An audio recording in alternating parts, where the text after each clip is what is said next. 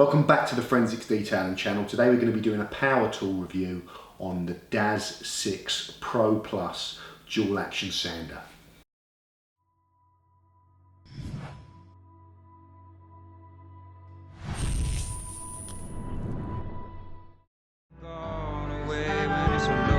Is that alright?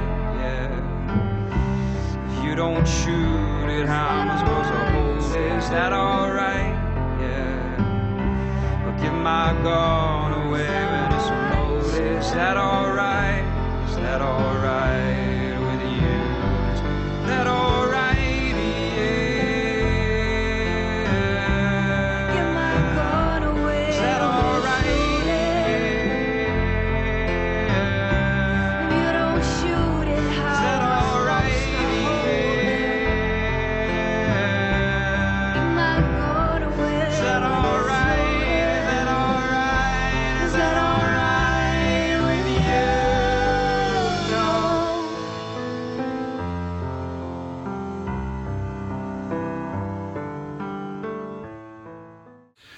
Okay guys, so very quick introduction on machine polishers and dual action sanders, okay?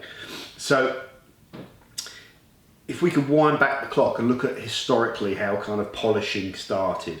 The rotary polisher was the machine that I believe everyone started using, you know, body shops started using to actually refine, correct, you know, flatten out, clear coat, okay?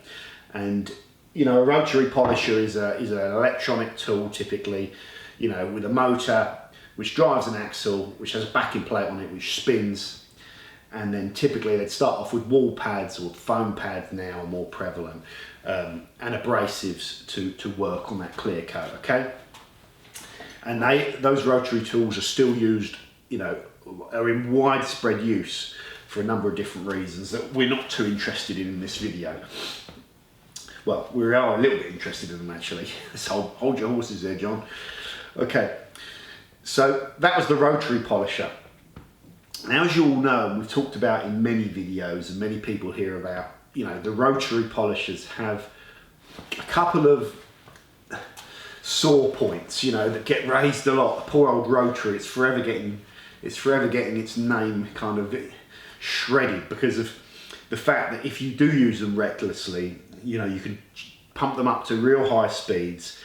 They spin on the same fixed point, so you're applying that force to the same bit of clear coat when it's stationary. The problem with that is you can generate, you know, a lot of friction. You can act on that clear coat, which will heat up the clear coat, which will burn the clear coat, and which will cut through the clear coat potentially very quickly. And all those things can cause people that are starting out in the world of polishing problems. Now, if you're aware of those problems, they're very easy to mitigate, okay? It's very easy to refine any paint that you've burnt. It's very easy to operate the machine at low speeds or fast arm movements if you want to get around it that way, etc. It's not so easy to correct clear coat that you've cut all the way through down to the paint, okay? Which is the big fear factor with using rotaries.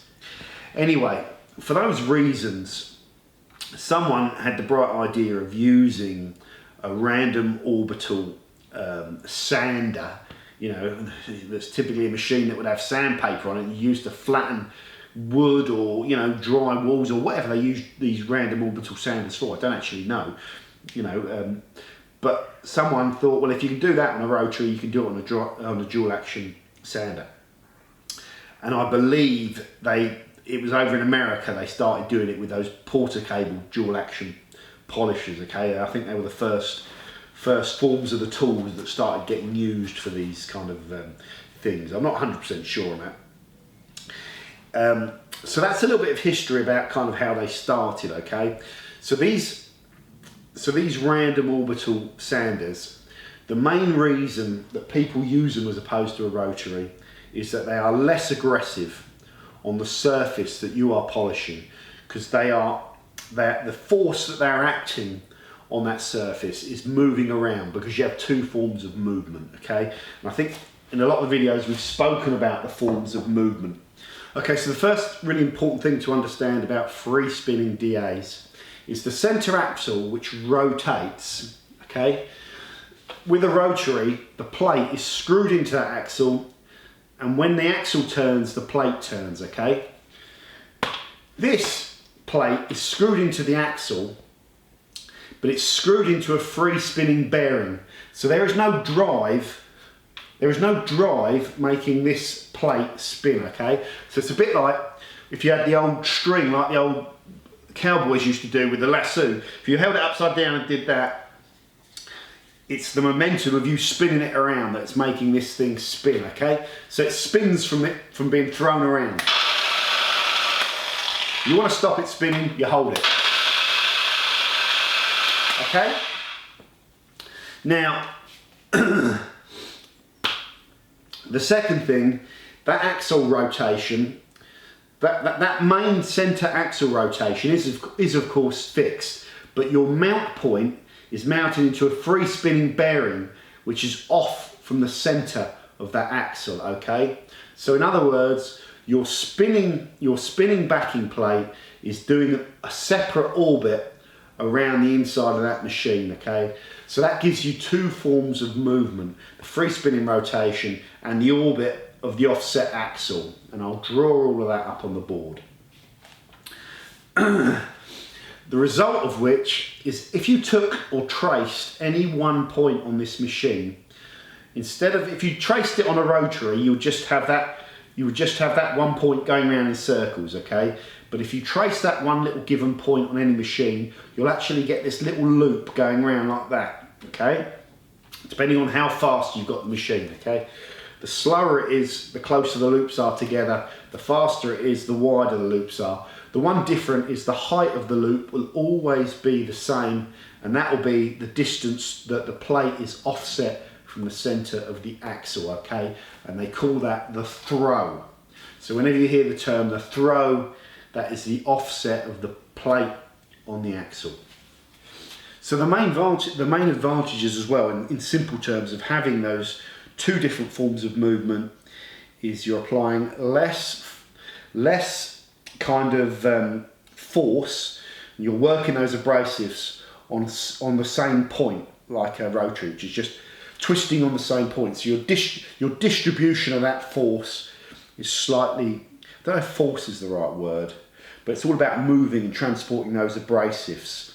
And like I say, if your distribution of how you're moving those abrasives is a bit more spread out randomly with the orbit and the spin, then it's going to be, it's going to be applying kind of less force than a rotary would that's working on that same area, which kind of makes sense, doesn't it?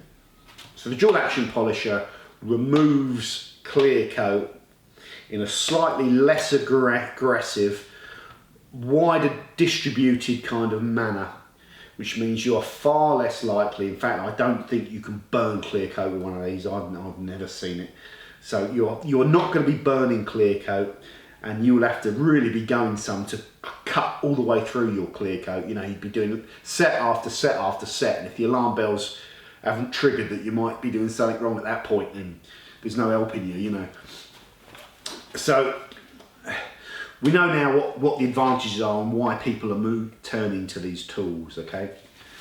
So what are the disadvantages of the dual action polisher? Okay, the main disadvantage, okay, are tied into the advantages. So when you're working on really heavily damaged and a lot of damage on hard, old kind of clear coats where you need to do a lot of correction, a tool which leans towards safety, a tool which leans towards safety in the way it shaves that clear coat off and corrects that, can hold you back and limit you, and it can restrict you in how quick you can kind of cut that clear coat.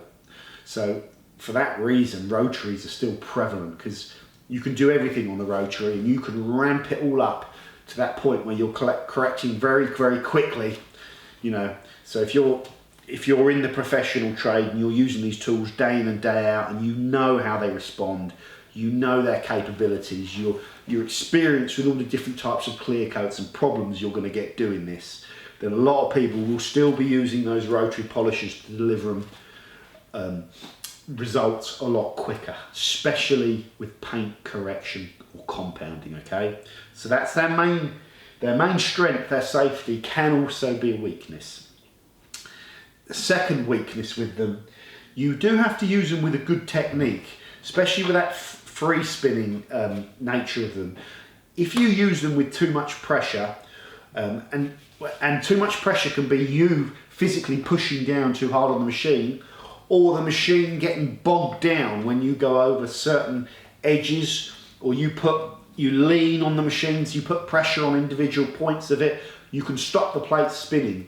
When you stop the plate spinning and you don't have the rotation, you just have the orbit, if you like, the machine is nowhere near as effective. Okay, it just becomes an orbital polisher. So to get the most out of the machine, or to use the machine more efficiently, you just have to be aware of that and have a technique which allows that machine to spin well. Okay, and I talked about that when I did the video on how to use the DAS6 Pro. It's really important to let that thing spin and let it do the work. Don't try and do the work by forcing it down. I'll talk about that a little bit later on. Another disadvantage of the dual action polisher is the loss of accuracy you get from having an orbit and a rotation. Okay, so in other words, if you turn this machine on and look at the plate, it's going all over the place. Okay, as it goes around in that orbit, that loses accuracy when you're trying to polish up against lines. Okay, and also it creates a risk of butting up against things. Okay, so that's a disadvantage. And tied into that advantage, it makes these tools a lot less suitable for using in intricate areas and hitting small bits. That's a disadvantage. Another disadvantage is you cannot fit extension bars on these tools for obvious reasons. You imagine trying to have that plate on an extension bar out here when the thing's going all over the place. You know, it's going to be a nightmare. So you can't use extension bars to get into the places you can hit with rotaries. Now, one very important thing, I always say very important, I think it's very important. I'm desperately trying to keep your attention here because I know I'm aware I'm talking a lot. Never a good thing. Okay, the history of the dual action sander. So I mentioned, I think the first form of it that was widespreadly used for polishing, polishing clear coat was the Porter cable, the American tool. Now, I think we got a copy of that. We got a copy of how that Porter cable tool worked. And over in the UK, where we don't have the Porter cable, a tool was brought out by a Chinese manufacturer, I believe. If anyone knows the exact history of this, I'd be interested. And they called it the Dual Action Sander 6, okay? And I'm not sure if it's called the Dual Action Sander 6 because it was 600 watt or because it had a 6-inch backing plate on it. I guess it was the 6-inch backing plate. Could be wrong. Usually am. So the DAS6 Pro came out and that was distributed around the UK and Europe, and we all know that tool, okay? The Chinese made tool, dual action sander, very similar to the Porter cable machine, okay? And that's what most people were using. The DAS6 machine had an issue that the 600 watts wasn't enough to power the, it wasn't giving it enough power, so it was bogging down ridiculously easy, and the free spinning portion of it was too easy to stop. So rather than just fix that, they probably sold thousands of them to retailers all around the UK. So they didn't want to suddenly have all these tools that were kicking around that weren't that great. If they'd have issued a new version of it and called it the DAS6 again with an 850 watt motor to fix that problem, anyone buying a 600 watt one would have been a bit upset, to say the least. So I think they got around that by issuing a tool called the DAS6 Pro, as if this one's for professionals, and the normal one wasn't for professionals. But the reality was they were just upping the power to, I think initially it was at 800, then 850 watts. It's now at 900 watts, that tool, where it's being manufactured. They upped the power to get around that kind of bog down problem. And the DAS6 Pro, I've used it a lot. That bogging down thing isn't too much of a problem. It's light, free spinning, small orbit. If you put your pressure down, it will stop. I just think it's a good little barometer of using it. So when you're putting too much pressure on it and it slows down, you know you're not using the tool effectively. So that's a great little feature actually, not by design. Okay, so you had the DAS6 Pro brought out with more power to correct the issue of the DAS6 not having enough power essentially. Now the main complaint about the DAS6 Pro that people are getting, or the main disappointment for people starting out in this process of machine polishing and expecting to get this tool and be able to see their scratches, hit the scratches with the polish, rub the polish away and see the scratches gone. The main disappointment where the scratches aren't gone. They get the tool back out and they go again. The scratches still aren't gone. They get the tool out and they go again. The scratches still aren't gone. And then they just forget about all forms of technique and start throwing the polish on those spots and hitting it and trying more pressure and all these horrible things to get rid of the scratches. The end result is they still can't get rid of the scratches, okay? That's the biggest misunderstanding with the tool, that you can't force it like that. You just have to use that tool properly, let it work like I showed you in that video, and then what you get is what you get. And you have to keep doing set after set after set after set to reduce, you know, to slowly shave away little bits of your clear coat in each set. That's how you use them. And you can't really go beyond that, okay? So the biggest criticism, well, they're not aggressive enough even for people starting out, okay? And this is all about, we're focusing on aggression in terms of compounding and correction here. They are great for giving your car a light polish where you're not really shaving much clear coat, you're just trying to flatten it down, you know, a bit of burnishing, you know. They're great for that. So the flaws are all around correction. So I believe the introducing the longer offset on the axle and the bigger throws, the more aggressive throws or orbits, to give you more scrubbing action with higher power from the motors. I believe that was Rupez's idea, but again, if anyone knows more about the history of these tools, I'm obviously interested in all this stuff. So I believe, again, this is just my opinion, that again, the Chinese manufacturers saw what someone else was doing and have copied the technology, and it's not patented technology. You know, the offset of a free spinning axle in a orbital sander is not a patented, why can't I say that word? Patented tool. It's not a patented technology. Jesus Christ, come on, John. Anyway. Right, so you had other companies now solving the problem of the Porter cable machine had, and the DAS6 or the DAS6 Pro had, of not being able to correct paint properly by increasing the throw. And those tools were very popular in the professional market. So you've now got a Chinese company making tools of a similar ilk to a good standard at a lot lower price.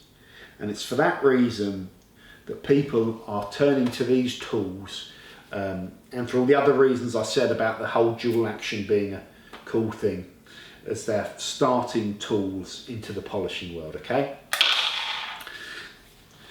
Okay, so I just thought while we're talking about this DAS6 Pro, it'd be a good idea to show it to you, okay? So there it is, you've seen those before. These are the most standard dual action polishers you will see out there. But like I say, there's now a movement away from these tools being the point of entry for anyone starting, over to the new Pro Plus version, okay?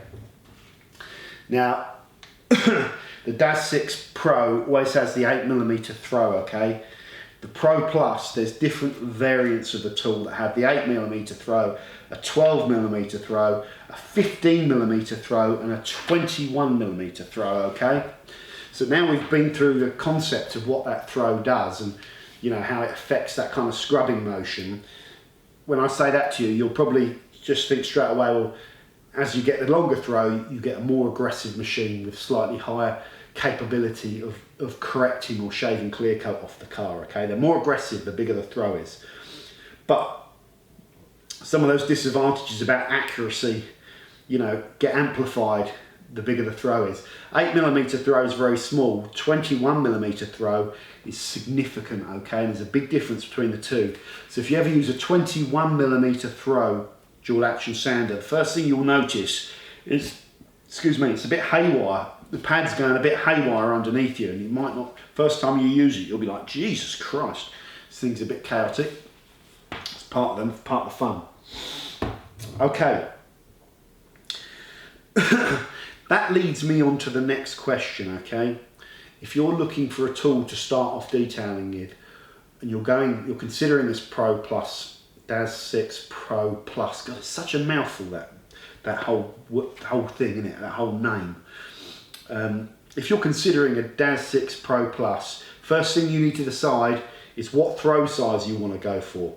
Okay, I'm going to try and make that easy for you.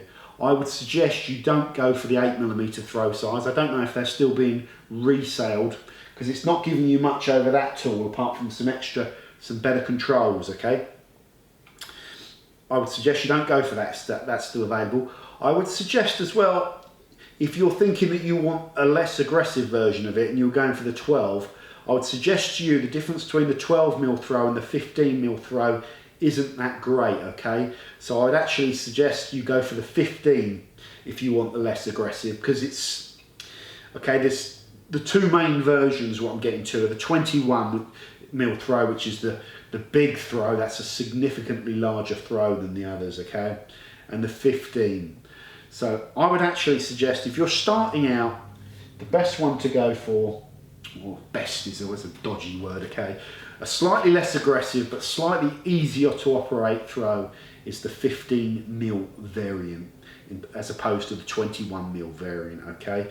If you like the idea of really maxing out on the correctional capability and you don't mind a bit more throw and a bit more movement of that plate below you, okay, then go for the 21, okay? It's an extra 6mm of throw, which isn't a big distance, but as a percentage, you know, of the comparison of 15 to 21, it's quite a significant amount actually. So 15 is my recommendation. Okay, so the main improvements here are the ergonomics. If you look over the DAS6 Pro, so you're holding the tool with, you know, like this, one hand on one end there on that integrated bail, the other hand here on this kind of trigger control, so you can turn on and off a lot easier. You used to have to use that flip, that horrible switch on the DAS6, so you've got to kind of push up and catch in. This is just a conventional trigger that you can turn on and lock, and you will be using that trigger lock. It's very important, okay? Like I said, the speed dial is on top, so that when you've got your trigger lock on, you can adjust your speed while you're using the machine if you want to. There are some reasons why you might want to do that, okay? One of the other kind of important feature is the rubberized handle grip. It does create non-slip, you know, especially when you're dealing with abrasives. You get any of them on your fingers and that, your hands will go slippy. You do not want to be dropping this tool in any way, shape or form when you're working near automotive clear coats. If you drop this tool, it's a heavy thing, or relatively, it's heavy enough to dent clear coat if you're unlucky, you know. That being said, the tool seems to have a slightly kind of rubberized soft coating around this main bail, which is very handy, and around this bit here, almost like a bumper car. So if you do butt up, am I getting this? I'm talking too quickly. If you do butt up against things, you've got a little bit of safety built in there. That kind of rubberized thing also helps to reduce vibration, okay? So that's its main advantage, infinitely better ergonomics and easier to hold and operate, okay? You can see that for yourself. Okay, the plate fitments for these dual action is always 5/16 of an inch, okay? But a lot of times now people just say, they will say DAS6 Pro plates. But the main thing is they are different backing plates. You know, you can undo them. You can undo the bolt here and take the plate off and fit a bigger plate if you want. The speed range 1 through to 6, okay, that represents a minimum speed of 1,800 orbits per minute, all the way up to a maximum speed of 6, which is 4,800 orbits per minute. As far as I know, there is no variable speed setting on this trigger. It's either on or off, okay? And that's, some of the more expensive tools have some probably more sophisticated options around the trigger, okay, that this tool doesn't have. So it's important to be aware of that, but It's not a showstopper, okay? There are, you know, you don't get everything. If these varieties of the tool contained all of the electronics, all of the features, could match the build quality but were a fraction of the price, those other companies would be out of business instantly. So there's always high end and there's always lower end. There are some limitations with these tools. There are some things that are missing that are available on the higher end tools, but they're not that significant. And that's one of the reasons why these are becoming more and more popular, okay? You can see how nice a tool it is, okay? What else? Very important, the tool weighs 2.3 kilos. It's about the same weight as the DAS6 Pro. Let me just test that. It is. You'd think it'd be heavier. It's not. It's about the same weight. So that's good. It's not a heavy tool, and that's really important in terms of fatigue. When these tools start getting closer to 3 kilograms, you will notice the difference. So it's relatively lightweight and ergonomic. Okay, I've mentioned the 6-month cable, 12-month warranty, comes with a carrier bag and comes with the bail or removable D handle if you want it there, okay?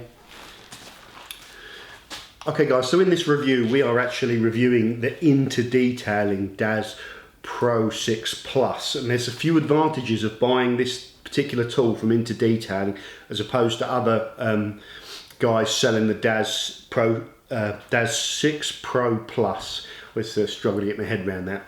So there's 3 main reasons that I'm recommending the Into Detailing one. The first reason, okay, they sell the 15 and 21 mil throw, and I would recommend that you go with either one of those, as I've spoken to before. The 15 mil throw if you want slightly more control, the 21 mil throw if you want a slightly larger orbit and a bit more aggression. But the main reason I'm recommending you buy them from Into Detailing is their price, okay? So that they are selling it at the lowest price in the UK at the point that I'm making this video, okay? It's 150 quid for the tool. I couldn't find anywhere selling it cheaper than that. The second reason, they are selling the 900 watt version of the tool. There's a lot of resellers of this tool that are selling you the 850 or the 880, is it? So the manufacturer now sells these or wholesales these with 900 watt motors as opposed to 880. Now they've upped that for a reason, and we won't particularly know what that reason is. Doesn't mean if you bought the old version of the tool with 880 watts you're going to have major problems with it, but if you're buying a new one, best to buy the 900 watt one, okay? The third reason is this is actually the latest chassis and shell, so it's got slightly different ergonomics. The control button or the control dial is on the top of the machine, which allows you, when you're running the machine, you've got it locked on to be able to move the dial and see where you're actually setting it to. If it's on the side, you can't see it and it's a bit harder to change the speed, so it's better to have the dial on the top. I believe there are some internal changes as well, so there's some different components inside. It's a different design, okay? So you want to buy the latest motor, so the 900 watt one, with the latest shell and chassis, okay, with the dial on the top and not on the side. That's what Into Detailing is selling you, and they're also selling it to you at the cheapest price in the UK. So it's a really solid recommendation, guys. And like I say, as always, the link of where you can buy this 15mm throw tool or the 21mm throw tool is in the description of this YouTube post. Okay guys, so we've been through lots of information about this particular tool. What I really need to do now is go ahead and use this tool to correct paint, you know, show you it, give you some footage of the tool in use, and come back and do a conclusion about the performance of this tool. Because ultimately this video is gearing up towards whether or not you should go ahead and buy this tool. You know, if you're looking, the most common scenario will be that this would be your first kind of polishing tool that you're looking to buy. But as well, you know, it's important for me to comment because there will be professional detailers that are using just this tool on its own to do all their detailing needs. So as well as just buying it as your first entry-level kind of tool into the machine polishing world, it's important for me to comment on it as a tool that a professional could use as their kind of mainstay tool for doing paint correction and finishing down, you know, refining paint and all those other things and applying products. So let's use it and comment back on how it performs.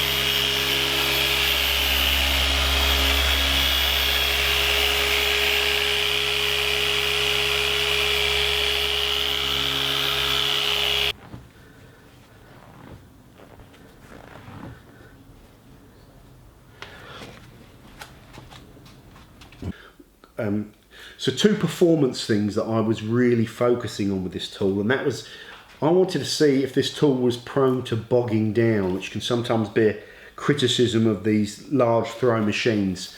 What I'll say is, you know, I was trying to make this machine bog down by using too much pressure, especially when going over edges, kind of putting too much pressure down when you're leaning it over and stopping the pad spinning, so it's just oscillating, which isn't effective. I couldn't make this tool bog down, okay? I was trying, and I had to do really stupid things that you would never do and put stupid amounts of pressure on there to bog it down. When I was polishing curves with it, again, where you don't have the machine sitting nice and flat on a panel, an even panel operating, you actually kind of moving it across a curve, it wasn't bogging down. When I was going over kind of you know, little hills or kind of lines in the bonnet where again you put more pressure on the pad, it wasn't bogging down. So I can't see that as being a problem, okay? So it passed on that. The second thing I was interested in was trying to quantify how much more aggressive this is than the DAS6 Pro. Now it's almost got twice the amount of throw on it, because that's got 8mm, this has got 15. This is not twice as aggressive as that machine. I would say, and I've not used it long enough for this figure to be accurate, but I reckon it's about 20 or 30% more aggressive than the DAS6 Pro. Again, this is one thing that I'll be interested in your thoughts on, because there'll be guys that have been using this sort of Pro thing with a 15mm throw for years. But I would say, just from using it today, it's about 20 to 30%, about a third more aggressive than the DAS6 Pro. And on top of that, it costs what? Those things are about 110 quid. This is 150 quid from interdetailing.com. Okay. The other thing I wanted to ask myself when I was using this tool now for the first time is asking myself the question, is there anything I came across with this tool that would make it unsuitable for somebody starting out? So in other words, would there be a reason for me recommending the DAS6 Pro as opposed to the Pro Plus? So the obvious thing, the most obvious thing is this is 40 quid more expensive than the DAS6 Pro, roughly. Okay, so 40 quid. You know, which is about 30% more expensive. So it's significant, but it's not that much, is it? 40 quid. It might be enough to sway some people though, you know, because the DAS6 Pro is still an effective tool that's been around for a long time. So if 40 quid matters to you, then it's going to be important. So you really need to know what you're getting for that extra 40 quid. Are there any technical issues that make this a harder tool to operate and use? No. The thing you'd be looking for is the extra aggression, the extra throw on this, making the tool a bit more of a handful. It isn't, okay? It isn't. You're aware that this has got a bigger throw. You can feel it. You can see it underneath you. You can hear it. You know, there's more going on, okay? But it's not a handful, okay? It's actually easier to balance this tool. This bit here really helps you hold the tool, okay? It's just an easy tool to keep balance. It's an easy tool to operate. It's easier to use, in my opinion, than the DAS6 Pro because of the controls and the ergonomics. In my opinion, it's the same weight. So there's no control issues around why you would opt for that tool over this one. So really, the only other issue I can think of is, does having the 15mm throw mean that you above the 8mm throw on the old tool mean that you're correcting clear coat too fast? That's going to introduce kind of a risk of you shaving too quickly. The answer to that, in my opinion, is no. You're still shaving clear coat at a relatively methodically safe speed. Okay guys, so I'm going to wrap this video up now on the DAS6 Pro Plus. You know, if you're a guy that's getting into detailing and looking to move into that world of machine polishing, I think this tool is probably the best starter tool that you could get for your money, okay? The price difference between this and the professional range of tool, your flexes and roops, is significant. So this tool is £150. Your flexes and your roops, you know, can vary between 300 up to 400. You know, so there is a big price difference. And those professional tools are priced that way for a reason. They have a few features, electronic features, that these don't have. They probably have slightly higher quality internal components, although we're getting into areas that I'm guessing on, and that's always dangerous. But the main thing I want to focus on, that for £150, this tool is good value for money, okay? And you get a year's warranty on it. This tool is easy to operate, it's safe, and using this tool would be a really good way to introduce yourself to kind of working abrasives and polishes in a nice, controlled manner that will give you results as good as any other tool can deliver, without any of those risks of putting kind of holograms or burning your paint or cutting all the way through your paint that you could do with a Rotary. So these tools are very safe, they're good value. And now they kind of feel and have got all the controls that some of those other tools have, that the DAS6 Pro, its predecessor, was missing. This is a fantastic tool for anyone looking to get into detailing. It's also a tool that professionals could quite happily use. The price difference between this and the real high-end tools isn't that significant if you're doing this professionally. So you will still have guys that are out there that will be going for the flexes and the roops because they're using those tools day in, day out, okay? And that extra 150 quid is less significant when you're using the tool 24 by 5, you know, or 12 by 5, whatever. But for a guy starting out, this will deliver you high-end results safely at a very good price. So this is the Interdetailing DAS6 Pro Plus. Thanks very much for watching, guys. We're going to wrap this one up now. Next up, coming quickly, probably going to film it this week, will be a best of style video, a bit like our best buffing cloth, best detailing spray thing, but we will be doing air fresheners, okay? So that should be an interesting one. If you've got any thoughts on air fresheners or any recommendations, please contact me on the Forensics Detailing channel on Facebook, because I'd like to hear your opinions on what products you rate. Okay, that's brilliant. Thanks very much. So if I hold this tight in my hand and turn it on, I can stop this spinning. So I'll prove that to you now.